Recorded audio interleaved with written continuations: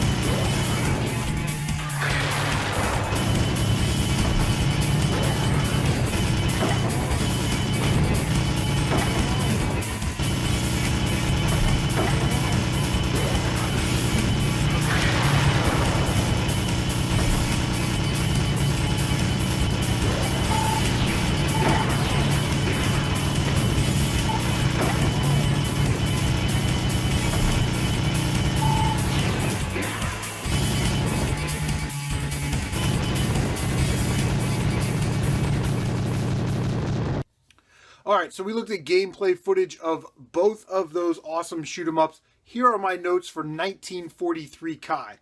The pros, it's that classic 1940 series gameplay from Capcom. So it's very familiar. The gameplay is familiar. The level up system, the power up system is familiar. The music is obviously great. The graphics are on par with the time and the genre and the franchise. Also, you have an energy bar. It's not a one-hit death type of shoot 'em up, so that's a plus. The cons are definitely the difficulty in getting energies and power-ups. There's just too much stuff really on screen, and this game sort of suffers from something that I like to call motion inequality. That's where everything around you moves so fast and you can't move out of the way because your ship moves so slow. So in some shooters that works well. This one it didn't work very well at all. Another con, is if you look, there's an energy bar and a timer, and you know the press start for the second player at the bottom of the screen. Well, you can actually go past that, right? You can go down below that, and enemies come out of there, so you can't even see them. The other con that I had for 1943 was that bosses generally take power-ups to beat. Your standard weapon isn't good enough to beat bosses, which makes it ridiculously difficult when you're trying to shoot at a boss, and they end up like timing out, you know? So you'll have an unsuccessful mission or a failed mission, and you have to kind of go back and get a power-up. So it's kind of a pain in the butt that way. So for Shooter Space Shot, the pros, this is a plus. In a shoot 'em up game, you get mad kudos if you have this in there. You have a training mode, so people can actually learn how to play your game. Not a bad feature to have. Also, it's fun to play. It's intuitive. It's sort of easy to pick up and learn how to play. Interesting and fun combo systems, things like that. The cons, graphics, man. Graphics really hurt this shoot 'em up. It's a PlayStation 1 title, but there are better looking PlayStation 1 games on there. That's how I compare them, you know, to similar genre games on its console. Certainly doesn't look as good as like an Einhander. So definitely that's a bad. The voiceover and story are sort of annoying. There's actually a story with cutscenes that are animated. It's junk. And also there are no real power-ups, right? You can move your fangs to shoot in different directions. You guys saw it. You can use your like red field to lock onto enemies, but that's about it.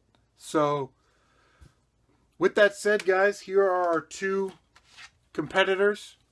1943 off the Capcom collection and Shooter Space Shot. The winner, guys, moving on to the Sweet 16, Shooter Space Shot for the PlayStation 1.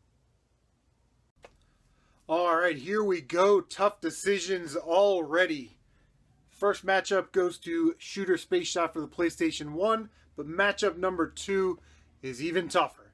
We've got Lightning Force for the Sega Genesis. Lightning Force for the Sega Genesis.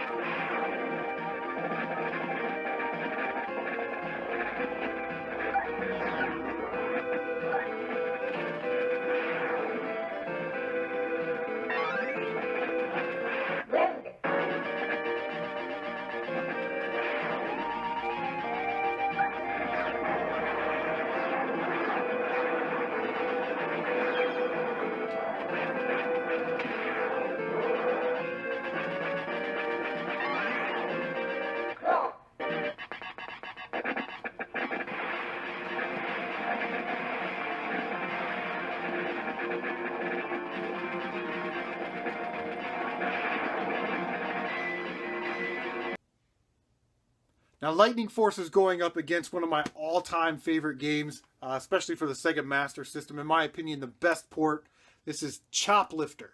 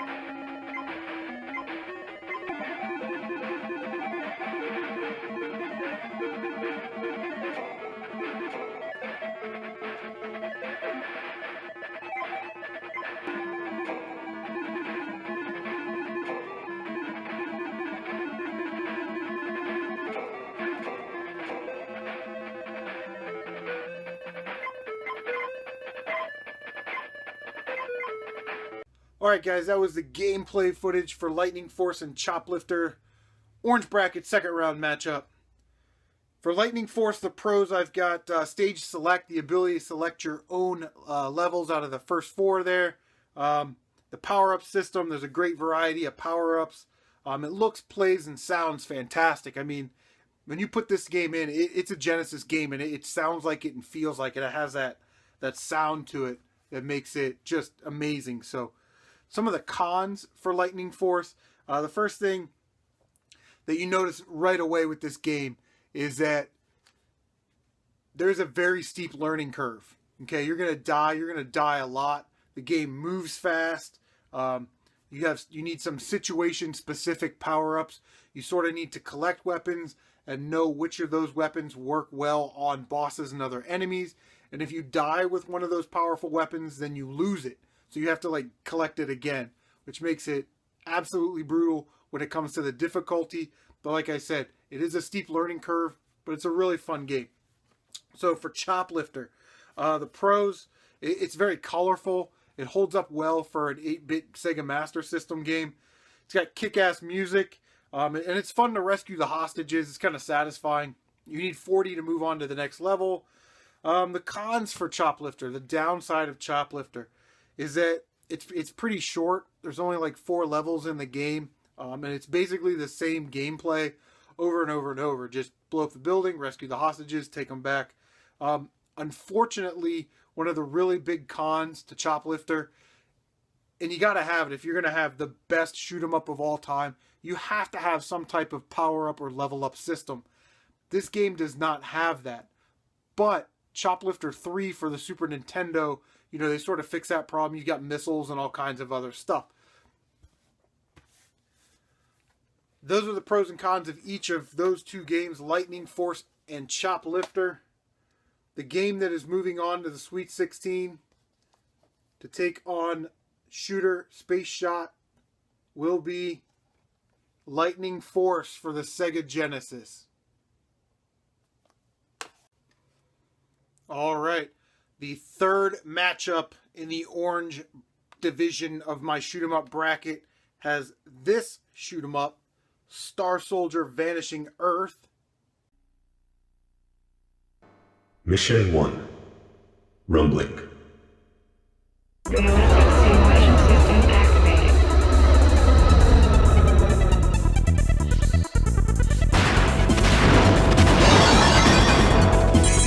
Main weapon powerless.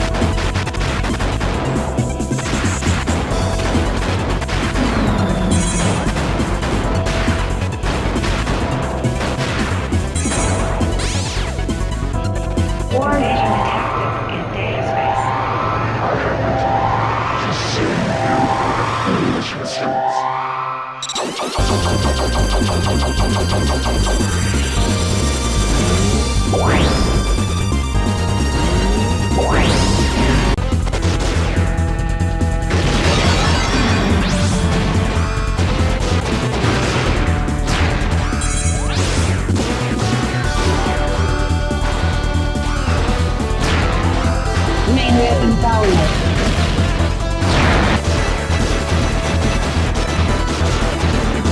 Main weapon powerless.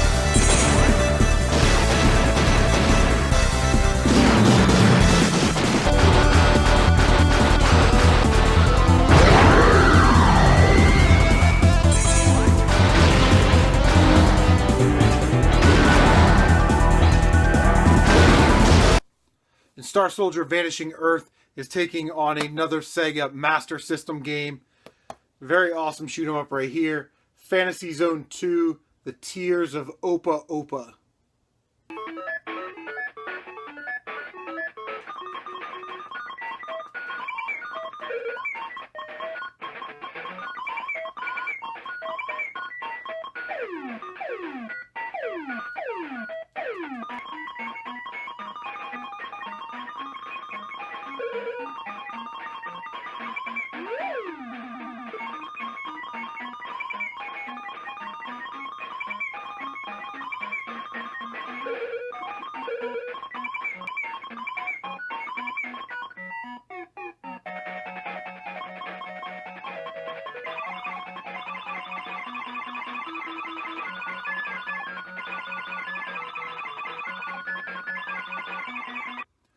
All right, so when you look at this matchup, I would say in the orange division, this was probably the toughest one for me to choose. The pros for Star Soldier Vanishing Earth are, there's a couple different game modes. You've got 2 and 5 minute mode, where you try and get the highest score in 2 and 5 minutes. So it makes it a fun multiplayer game or 2-player game. The music is great. The gameplay is great. They were very ambitious with this title, trying the 2.5D format on the Nintendo 64 with a shoot 'em up, which the N64 really isn't known for its great shoot 'em ups, right? So I think they went out on a limb. They tried some stuff, and it worked. You've got some secret skips where you can go through warp through stages.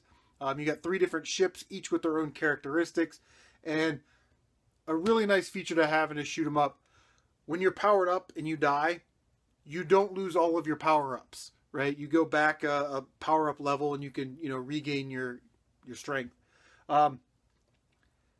The cons for Star Soldier Vanishing Earth are the controls. I love the rapid fire button. You just hold down on the button and it rapid fires, but it's slippery.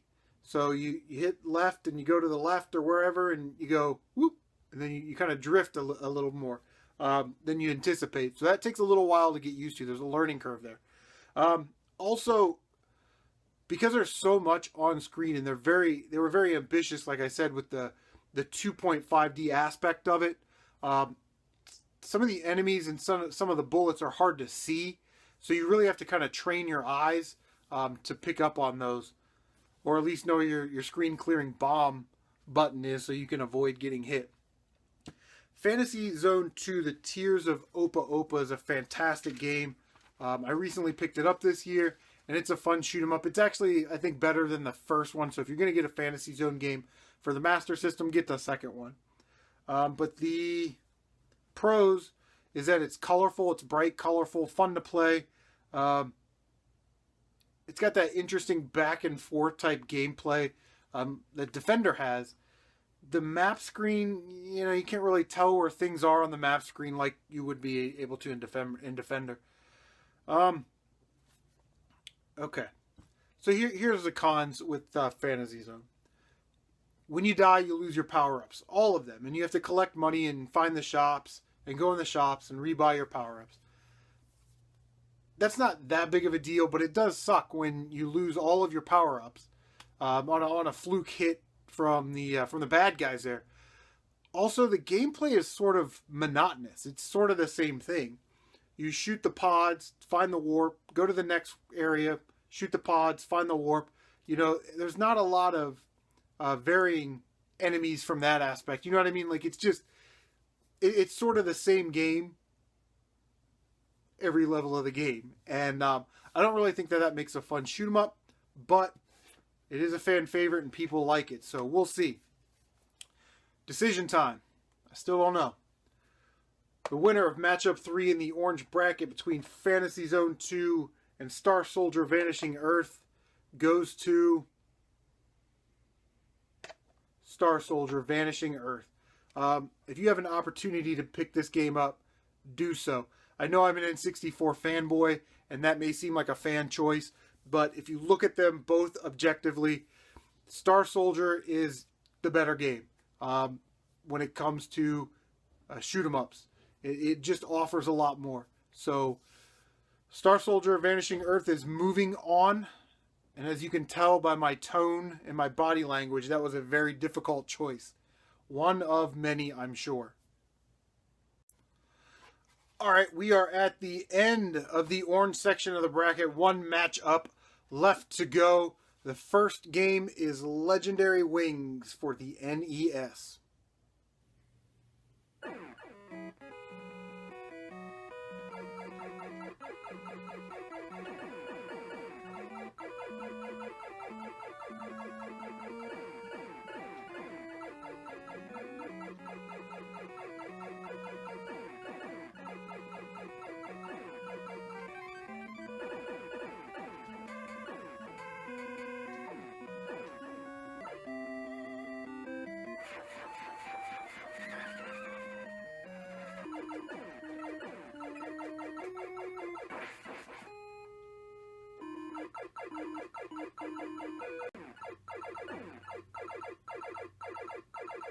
Legendary Wings will be going up against another Capcom game on the NES, Section Z.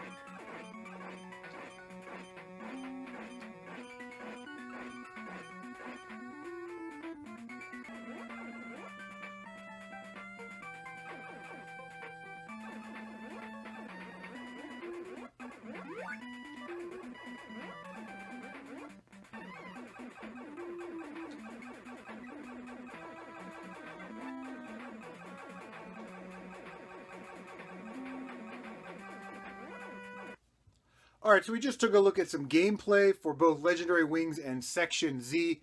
Now, they're both 8-bit Nintendo games. They're both made by Capcom. So, very difficult decision because they're essentially the same type of game, right? Like they're shoot 'em ups, Nintendo, Capcom. We know it's great music. The graphics are about the same, that kind of stuff. So for Legendary Wings, the pros, like I mentioned, the great music, your power-ups act as a hit. So if you're powered up and you take a hit, you don't automatically die. You just lose a level in your power-ups, which is nice because this game is pretty tough. It kind of acts as your life bar. I do like the varying gameplay styles from vertical to side-scrolling when you go inside of the special areas there. The cons, the difficulty of Legendary Wings is legendary. Enemies sort of take too many hits. You know, you want that on your first level, when your power level is low, you want those popcorn enemies that just explode when you hit them. This game doesn't have that. Again, it comes down to motion inequality. You move so slow, and the enemies move so fast, and there's so many of them, that it's very, very hard for an average shoot-'em-up fan to want to replay Legendary Wings. Let's take a look at Section Z. The pros that I wrote down for Section Z, the sections actually are short, so kind of makes it fun to play a little bit, makes it more palatable to know that each little section that you go to is actually kind of short. It sounds nice, it looks nice, you get your one-hit enemies. Yeah, so the cons of Legendary Wings, the branching paths get boring. You kind of just want to play a full level in a boss battle. Also, you get to the end of the level and you get to choose whether you want to go up or down. Well, sometimes you'll see a red beam instead of a white beam, transport beam. And those are insta-death. Like, why would you even put that in a game? Like, who... Anyway, it does have nice cutscenes. I forgot to put that in the pros. And just general lack of power-ups for a game like this. A close quarters type game that moves at the pace that this game moves at, you would expect there to be more variety in power-ups that you could obtain quicker in the game, and that's just not the case. So I don't know. Here we go, guys. Section Z versus Legendary Wings. It is now decision time. The shoot 'em up that will be moving into the Sweet 16 and taking on Star Soldier Vanishing Earth. Legendary Wings. I think this game just has a little bit more replayability. There's a little bit more mystique around it. More people have heard of it. And like I said, the power-ups act as a almost pseudo energy bar, you know, or life bar. So, I don't know. We'll see. Okay, guys, that is going to do it for the first round action here in CM Retro Gaming's Shoot 'em Up Showdown in my portion of the bracket, the orange section. Whew. Have to wait and see. Can Shooter Space Shot, representing the PlayStation 1, can it continue its upset march to the finals against the Sega Genesis powerhouse Lightning Force? Also, this game is on a roll. N64 Star Soldier Vanishing Earth. Can it power through and destroy the legend that is Legendary Wings for the NES? I don't know. You guys are going to have to wait for Sweet 16 action here in the bracket in the Shoot 'em Up Showdown. So, guys, thanks for watching. We will see you next time.